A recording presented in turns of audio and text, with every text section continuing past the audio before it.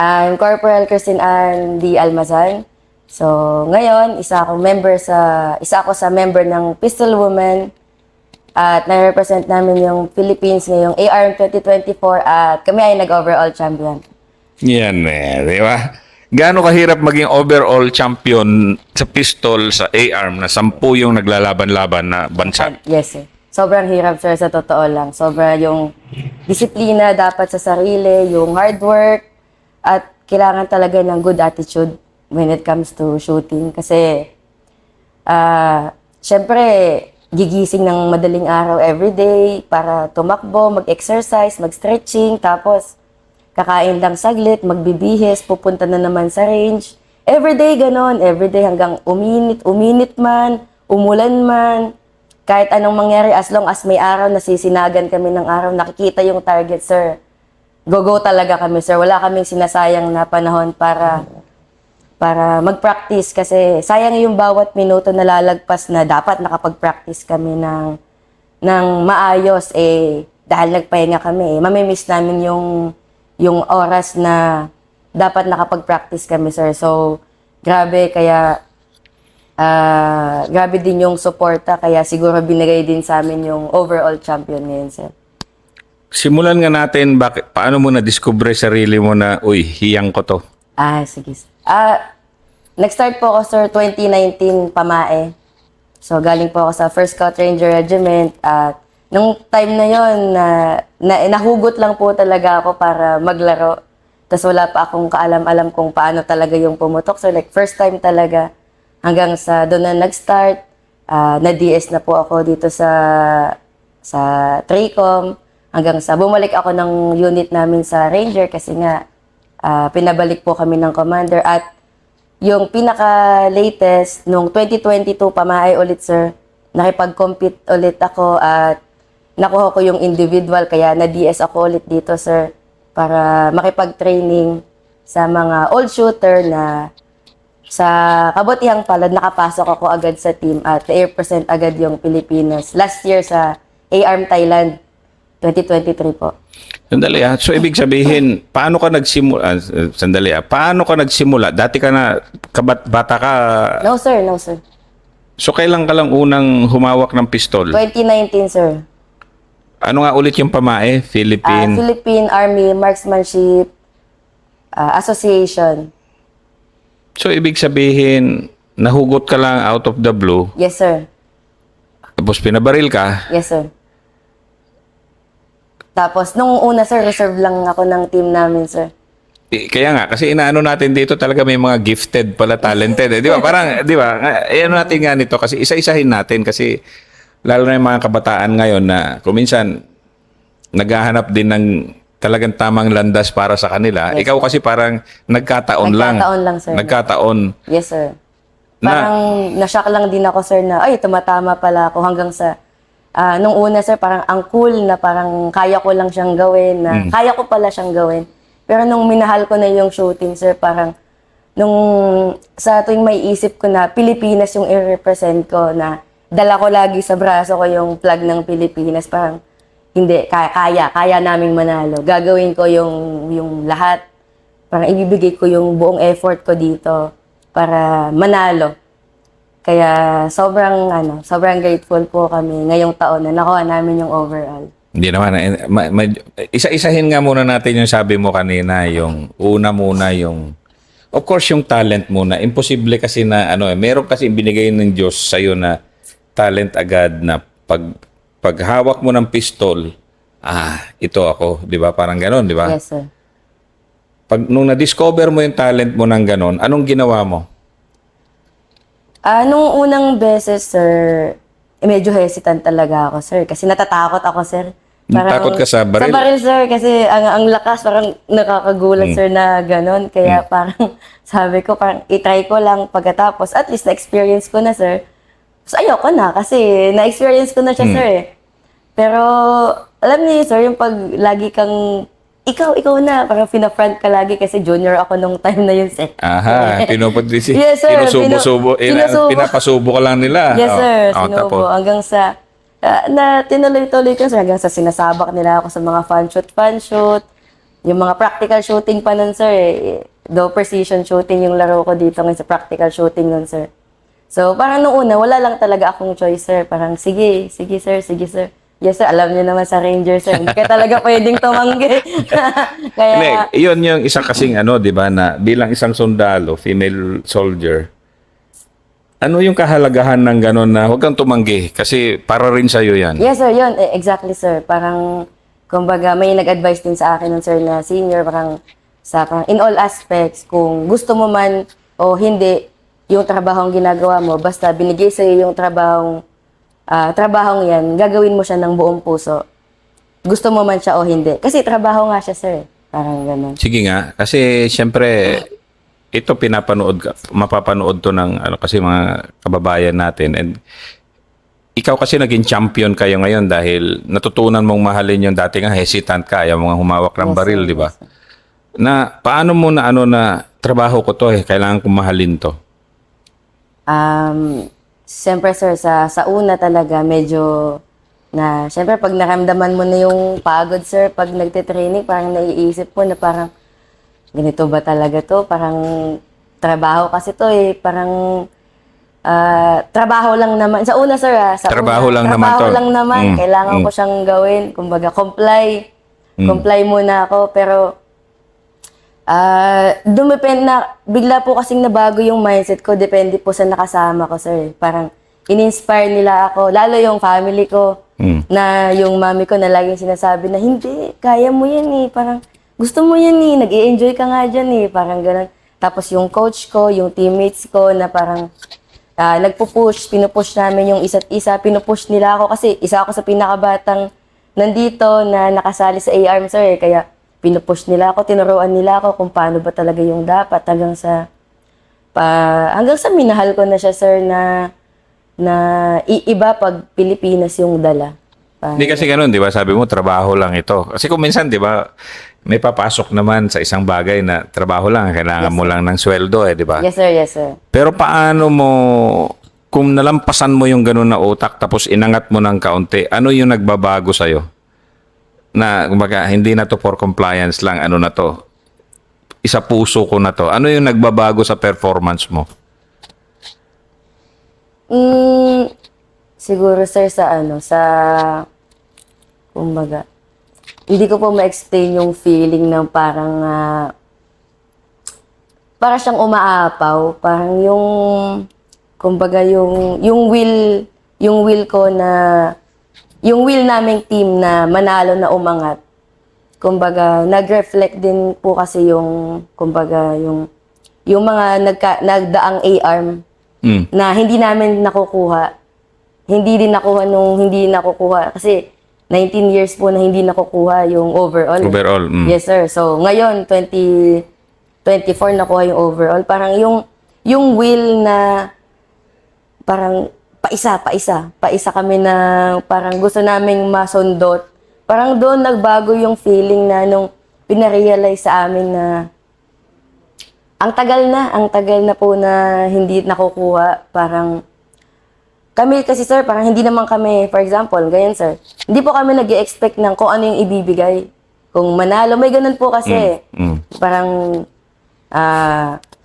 kung may ibibigay man galing sa yung premyo, kung may overall, wala po kaming in-expect na kahit na parang okay lang na kahit wala, okay lang na meron. Parang, ang gusto po kasi, ang main goal po talaga namin is mag-overall lang. Parang yung hard work, yung dedication naming manalo, wala po kaming hinihingi na kapalit. Gusto naming manalo kasi gusto naming manalo para sa Pilipinas, para iangat yung Philippine Army shooting team sa buong Asia. Parang ganun, sir. Pero talaga nagsimula ka nga sa di ba, from hesitant shooter to naging Pero ano yung mga una mong mga sakripisyo para sabi mo, hindi, i-career ko na to, hindi na to trabaho lang. Yes, sir. Ano yung mga una mong naging sakripisyo? Ay, una-una, sir, uwi. Hindi po kami nakaka-uwi talaga palagi. Hindi po kami, wala din kaming weekend. Hanggang weekend, training kami, sir. Ganon, dito? Yes, sir. Hanggang, ang pahinga po namin, sir, talaga Sunday lang. So, hindi na namin maigala pa yun minsan kasi mas gusto na namin magpahinga kasi nga from Monday to Saturday, sir. Tapos, sinakripisyo. Siyempre, sir, barkada. Bawal magpuyat. Bawal mag-cellphone ng matagal. Bawal. Bakit bawal mag-cellphone? Kasi yung vision Yes, mo. sir. Yung mata, pag sobrang puyat, sir, masakit sa mata. Kahit nga yung normal lang na nasa nakaupo ka lang, sir, na matagal na nagsusural, masakit na po sa mata yun, sir. So, pati yung pag-i-enjoy, yung, kumbaga, kabataan na life, wala, hindi. Wala yan sa'yo. Wala na yun, sir. Sakripisyo lahat. Kumbaga, barkada, bisyo. Do, hindi naman po talaga kami mabisyo sa mga babae. Hindi naman po talaga. Pero syempre, minsan, pag may time na gusto namin mag-chill or humang out, hindi po namin magawa. Itulog na lang namin, ipahinga para at least malakas yung katawan namin. Kinabukasan, na prepared yung katawan namin, yung sarili namin sa training kinabukasan. Kasi once na uminom ka, sir, for example, pag uminom kami, kinabukasan nanginginig kami. Mahirap kasi pag puyat din, manginginig din, sir. Kapag nagkasakit, syempre kailangan healthy living din pati sa pagkain. Kasi pag nagkasakit, sayang yung araw na ipapractice namin, na ipinahinga namin kasi nagkasakit po kami, sir. Ganda. Ang dami po talagang sinakripisyo. Like, punti mo love life nung iba kong mga kasama o nawala na dahil hindi sila nakakagamit ng cellphone, sir, kasi sobrang busy po talaga. Pati mami ko, kahit hindi ko na sila nakikita, yung pamilya ko, hindi ko na rin natatawagan kasi especially during yung A-arm, hindi po kami pwede mag-cellphone kasi hindi kami pwedeng makasagap ng kahit anong negative sa amin kasi nga baka maapektuhan kami sa shooting. So, Ganon talaga yun? katindi, sir. No communication at all. Sabi ko sa mami ko, after ko ng match proper, saka kita tatawagan pag nakatapos na ako. Buti na intindihan ng mother mo na yung anak na nag-aspire Yes, sir. na champion talaga kaya Yes, sir. ganon yung sakripisyo. Yes, sir. Since last year, kasi in-explain ko po talaga sa kanya na, mami, kasi ganito, kasi ganyan. Parang naintindihan naman niya po kasi ever since athlete naman ako, though iba lang yung sports ko, sir. Anong sports mo dati? Badminton, sir, nung elementary hanggang college. So gaano ka-importante na yung ganon na discipline mo na develop mo sa pagiging sa badminton before yung pistol? Ano yung nagamit mo na mga utak? Ayun. Sa nagamit mo yun sa pistol? Napaka-importante, sir, yung mindset. Yung athlete's mind, sabi nila, na tinatawag nila. Kasi, iba po kasi kapag nanggaling ka na kumbaga, sa part ko po kasi ako competitive talaga ako, sir. Kasi ever since bata, competitive po talaga ako, sir. Kasi nga, varsity na ako noon pa. So, parang yung dedication ko, sir, yung hard work, kumbaga, yung goal ko talaga, sir, is iisa. Yung manalo. Yun lang talaga yung goal ko. So, ano ba yung dapat kong gawin para makuha yung goal ko na yun? So, kailangan ko, sir, ng maging hardworking. Kailangan ko talagang maging grabe yung dedication ko sa sports na to, yung discipline ko. Kailangan ko talagang ibigay yun, sir. 100%. And then some, sabi pa nga nila. Para lang makuha mo kung ano po yung goal namin talaga sa team. Di kasi sa mga kabataan, di ba, kung minsan nga naghahanap sila ng mga role models. And marami naman yung role models, mga volleyball players, ang dami, di ba? Pero parang sa'yo kasi na iba ka dahil nagdalawang sport ka. And then itong pangalawang sport mo, itong pistol ngayon, kasi precision shooting to, hindi naman practical iba to, ibang level to. Na parang, hindi ko dati talent to, pero dahil nga dati na akong champion, o sa badminton, nadala mo kaagad yung gano'n na winning attitude. Yes. Gaano ka-importante sa'yo na sa bawat tao dapat may winning attitude sa buhay? Hindi lang yung sports, kundi yung buhay. Yes, sir. Siyempre, sir, winning attitude talaga, pinaka-importante. Kasi once na nag-negative ka talaga, especially din in life, sir, wala na eh. Parang once na nag-doubt ka kahit konti sa sarili mo, ako, pag nag-doubt ako sa sarili ko, pag nag-hesitate ako, kapag feeling ko hindi ko kaya, doon pa lang, sir, talo na eh. Kaya pag napaka-importante talaga ng winning attitude, sir, kasi kumbaga, kung hindi yan mai-implement sa bawat athlete, hindi lang sa shooting, sir, bawat athlete, hindi talaga nila makukuha. Para sa akin, sir, personally, masasabi ko na hindi makukuha kasi dito nga pa lang sa amin, sir, pag magbabatian kami, hindi good luck, sir. Congrats agad. Congrats! Congrats. na agad, Hindi pa nananalo. Yes, sir. Kasi hindi kasi pwedeng good luck. Hindi, congrats na parang kasi ganun ka-positive dapat na i-claim mo na mananalo ka na, sir. Kasi pag hindi mo yan kinlay, ay alam ko, pag kinlay mo yan, susunod na yan, sir. So, Ganun ba? Sige nga, explain mo nga. Kasi marami talaga nangangailangan ng ganitong mga, yes, di sir. ba? Ano lang, sir, hindi ko naman alam, sir, kung ina-apply to sa iba, sir. Pero dito sa Mananudla, sa Marksmanship Training Center, hindi kami usually nag-good luck, sir. Congrats, congrats. Lalo pag makikipag-compete ka, congrats, congrats, gana, master, sergeant, sir, ma'am, congrats. Kasi never, hindi naman hindi kami nag-good luck. Kumbaga, mayabang lang kami masyado, sir, para i-congrats agad yung team namin, yung teammate namin, kasi confident kami na magaling sila. Kaya ganun na lang kami magbumati, sir. At saka hindi kayo kasi nakadepende sa swerte kasi luck is swerte, di ba? Yes, sir, Kayo yes, sir. nakadepende kayo sa practice. Yes, sir, sa practice, sa hard work talaga, sir. Hard work talaga. Yes, sir. Di ba? Nakwento mo na nga kanina yung hard work, di ba? Yes, sir. Bakit importante sa buhay yung hard work para sa isang champion na katulad mo? And ano yung mga hinard work mo rito?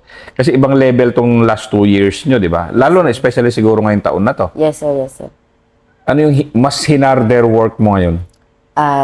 Ngayon, sir, ang dami ko ding sinacrifice ngayong taon, sir. Pati schooling, pati supposedly dapat mag-schooling po ako ngayong taon, pero saka na kasi nga uunahin ko yung training. Kasi sobrang mindset po namin ngayon na paano ba yung, hindi ko ma-explain kung paano isip-isip namin ng buong team ko dito, sir, para sa ngayong ARM 2024. Kasi ang daming mga nag-schooling na hindi na umuwi para lang makapag-training kaagad, parang sinacrifice nila yung may 15 days break yung schooling, hindi na nila inuwi sa pamilya nila para lang makapag-training.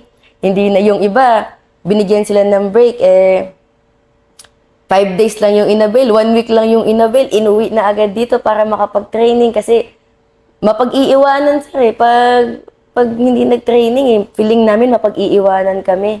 Kaya, kumbaga, hindi ko ma-explain kung paano yung feeling, sir, namin na kailangan namin itrabahuhin tong taon na to. Naalala ko may isang akong kasama na nagsabi sa akin, sir.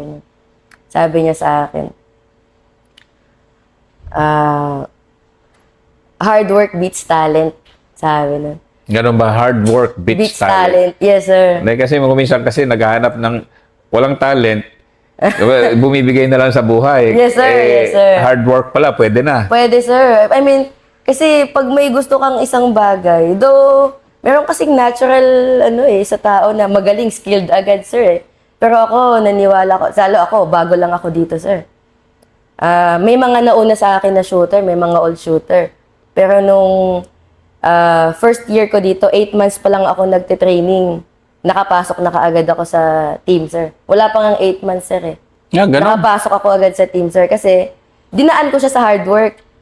Dinaan ko siya sa, kumbaga, alam ko kasi na lamang sila, eh. Lamang na yung iba. I mean, kumbaga, ilang taon na to silang nauna sa akin, pero ano ba yung gagawin ko para maabot din tong ganong skill level nila? Ano ba yung dapat kong gawin? Anong ginawa mo? Dinoble ko po yung training ko sa sarili ko. Kumbaga, kung yung iba natutulog na, ako nagda-dry shot pa. Kung yung iba nagpapahinga na, ako tatayo pa ako sa range para lang mag-dry shot kahit walang bala kasi maingay, sir.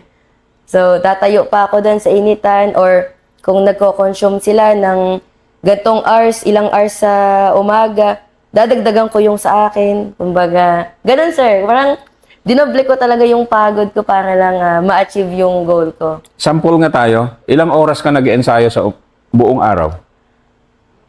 Siyempre, pagising. Given na sa amin, sir, yung 7 to 11:30 sa umaga, 2 to 5 sa hapon. Sa gabi, sir, depende na sa amin. Kanya-kanya na yan. Kanya-kanya na kami. So, kami, sir, ako, nagda-dry shoot pa ako pag gabi, sir. Nagkakabit ako ng target paper na maliit dito sa dingding. I-scotch tape na lang, sir. Tapos doon ko bubunot-bunot ako kunyari ng baril doon sa loob ng barak, sir, para alam ko yung gagawin ko, parang mag-grip, alam ko yung touch sa trigger. Ganun, sir. Estimate mo nakakailan dry shoot ka? Ano definition of terms nga tayo? Ano ba yung dry shoot para sa mga sige. Nanonood? Dry shoot, sir, is parang yung magpa-practice ka na babarilin mo yung target na nakadikit sa pader. Tapos i-imaginein mo, sir, na may bala siya kahit wala namang bala talaga sa totoong buhay. I-imaginein mo lang, tapos kung ano yung ginagawa namin sa range, yun yung gagawin ko, kunyari, sa pader na may nakadikit na target paper namin na pinaliit, sir. Eh, nakadikit lang siya dito, tapos gaganon-ganon ako sa holster, tapos bubunot na naman, gaganon. Nakakailan kang ganon? Sa isang araw, isang libo ka ba o mahigit? Hindi naman, sir, mga ano. Hati-hati po kasi, sir. Kung buong araw yung susumahin, sir, siguro kahit more than libo, sir. Pero kung gabi lang, sir, Buong araw? buong araw, ay, hindi ko mabilang, sir. Parang, Libo talaga, di ba? Oo, sobrang dami, sir. Hindi ko mabilang. Siguro pag yung gabi lang, sir, kung susumahin yung bilang lang, mga 300, sir. Gabi lang yun. Gabi lang yun, araw. sir. Gabi lang yun, sir. Kapag sobrang manhid na yung braso ko, ganon-ganon na lang ako. Tapos pahinga konti, tapos after ilang 5 minutes, ganon na naman. Pag manhid na ulit, sir. Ganon. Kada set, sir, 100 dry shoot. Kada set, may gaganon kami sa cellphone. Nagda-download kami sa cellphone, sir. Hindi na yung dating timer ngayon. Wala, sir. Cellphone na. Cellphone na lang, sir. Kasi, Okay, tipid, sir, tipid. Okay, Yes, sir. May gaganon na lang sa phone namin, sir. Tapos, sana kaming magaganon. Gaganon. ano na siya? Hindi na yung dati Yes, na sir. pipindutin mo pa Wala ng na, sir. Wala na yun, sir. Automatic, sir, sa phone. Maraming apps ngayon, sir. Kumbaga, kung gusto mo talagang matuto, may paraan, sir. May paraan talaga, sir. Kung gustong gumaling, matuto, may paraan talaga, sir. Nasa tao lang talaga. Kasi ang difference nitong precision nyo versus yung PPSA, ano yung main difference nitong ginagawa mo versus PPSA, yung practical shooting talaga? For me, sir, na-try ko both, pero sobrang laking difference, sir. Kasi unang-una, sa practical shooting, sir, pwede kang manggigil, sir. Pwedeng bilisan, pwede kang manggigil, pakpang yung mabili. Pwedeng, sir, pwede mong higpitan yung hawak mo. Tapos yung kaibahan, sir, doon, once na pinagpawisan ka na, may relax na yung hinga mo, sir, yung dibdib, yung kaba. Unlike sa precision, sir, nakatayo lang, sir. Tapos, ito, sir, yung sports, sa totoo lang, sir, na pinag-compare ko sa lahat, pero ang layo talaga, sir. Sobrang dun ko na-feel na sobrang layo ng difference ng precision shooting sa practical at sa lahat ng sports. Kasi unang-una, sir, hindi ka pwedeng galit, hindi ka pwedeng naiinis, hindi pwedeng malungkot, hindi pwedeng sobrang saya, hindi ka pwedeng, manggigil. Wala eh. Dapat, sir, pagpuputo ka, wala kang nafe-feel. Pinaka-relax na sarili mo yung dapat nandun once na nag-perform ka. Do pag kinakabahan ka, yun yung kung paano mo i-manage yung kaba. Kasi yung nginig, sir, hanggang na-try ko yung nginig hanggang tuhod, hanggang talampakan yung nginig ko. Lalo ngayong ARM 2024, sir, na nag-perform ako, naamin ko talagang grabe yung nginig ko hanggang tuhod ko, para na akong kinuryente. Pero paano mo Yun. Yes, sir. Paano mo kinontrol yun? Ito ngayon, international to. Yes, sir. Champion Yes, kayo. sir. Yes, sir. Bale, with the help din, sir, nung sports psychologist namin, ng mga tumulong sa amin sa outside, na kinakumausap kung paano namin i-handle. Kumbaga, wala, parang nilaro ko lang talaga siya, sir. Hinayaan ko lang na nanginginig ako, parang sige lang. Parang kung ano lang yung dapat kong gawin, pinofokusan ko kung ano yung dapat kong gawin. Kasi once na finokus ko yung sarili ko sa kaba ko, mawawasak na, wasak na eh. Once na may tumilapon na isang bala dyan, wagam na, talo na eh. Kasi ganun katindi yung dikitan kasi sir nung laban ng scoring eh.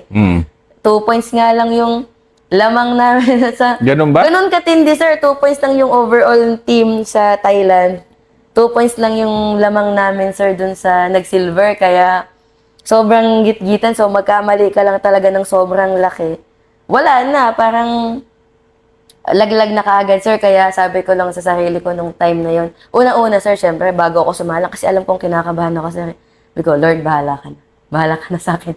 Tapos, after nun, kinlear ko lahat yung isip ko. Yun talaga yung goal ko, sir. Talagang clear lahat yung isip ko. Kahit nanginginig ako, clear lang. Kiniklear ko lang lahat. Tapos, saka ako sumalang, sir.